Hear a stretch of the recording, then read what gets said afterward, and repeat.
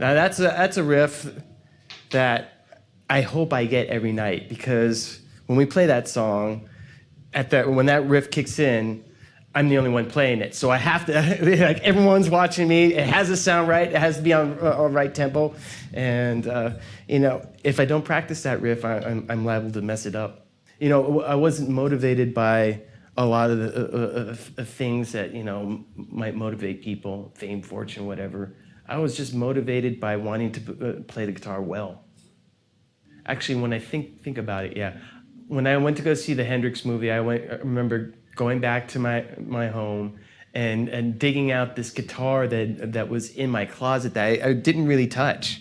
I remember buying the guitar and kind of fooling around with it for a little bit, and just kind of putting it in the closet and just not really paying much attention to it until after seeing that movie. Then I went straight back to the closet, took the thing out, and looked at it, and I remember saying to myself, "Okay, I'm going to learn how to play you." And it was a very, very, very distinct time, and I remember that there was nothing else in my life that had ever inspired me to just sit down and just do one thing, just like Guitar Head. And it was just an amazing moment for me, because at that point, all I wanted to do was just play guitar and learn how to play it as well as I possibly could. And not a whole lot of people know this, but I wrote this riff when I was 16 years old, and it's still with us to this day.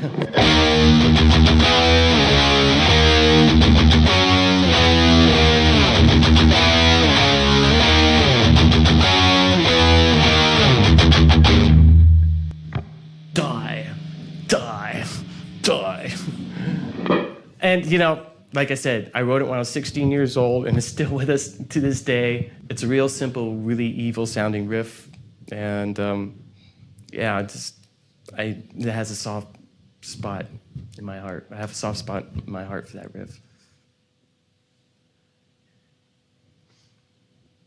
I first started using ESP guitars way back in 1987. I kind of discovered them through my friend who had an endorsement with ESP at the time, and he told me that ESP was interested in working with me and would make me anything I wanted them to make. So I was really happy about that, and so I got to go to the ESP factory in New York, and I said, okay, this neck, put it on this body with this pickup configuration, make it black, put skull inlays on it.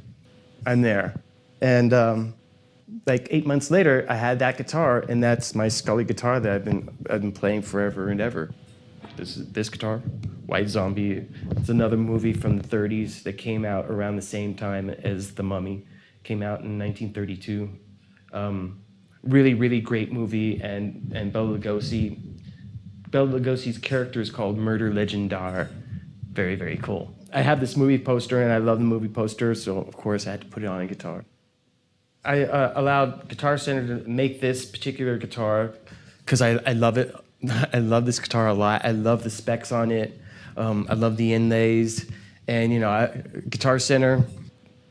I've been going to Guitar Centers, it seems like all my professional life. It fulfills all my all the things that I need for a guitar. And it sounds good, it looks good, and it plays good.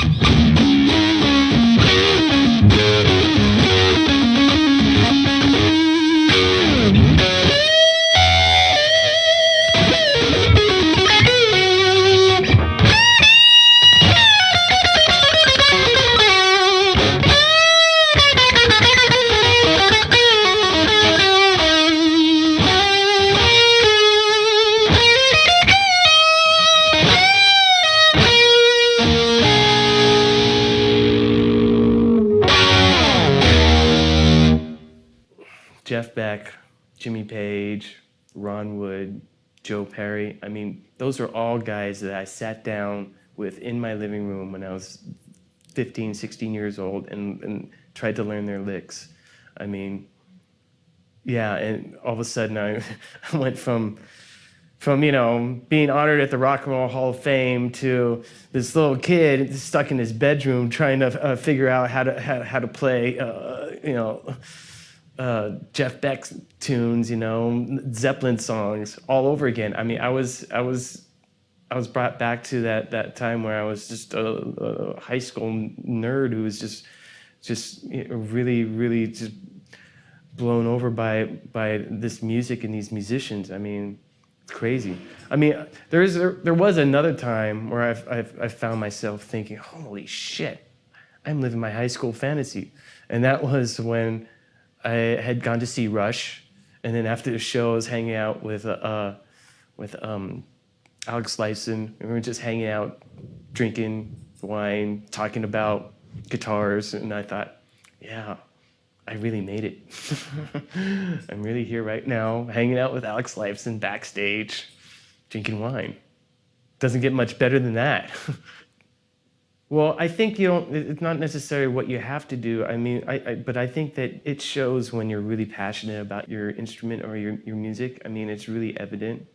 Maybe it's just all you need is just a want to keep on doing it, Finding that passion and just sticking with it.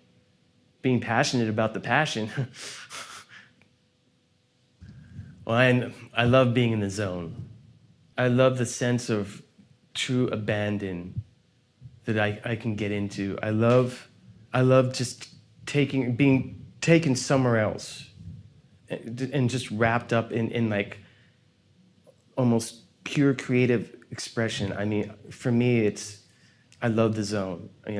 I know that a lot of people call it a lot of different things, but I truly feel that being in that zone is just so amazingly healthy for me, and for me it's a bit rejuvenating. It brings me to a place that rejuvenates me and can inspire me even more.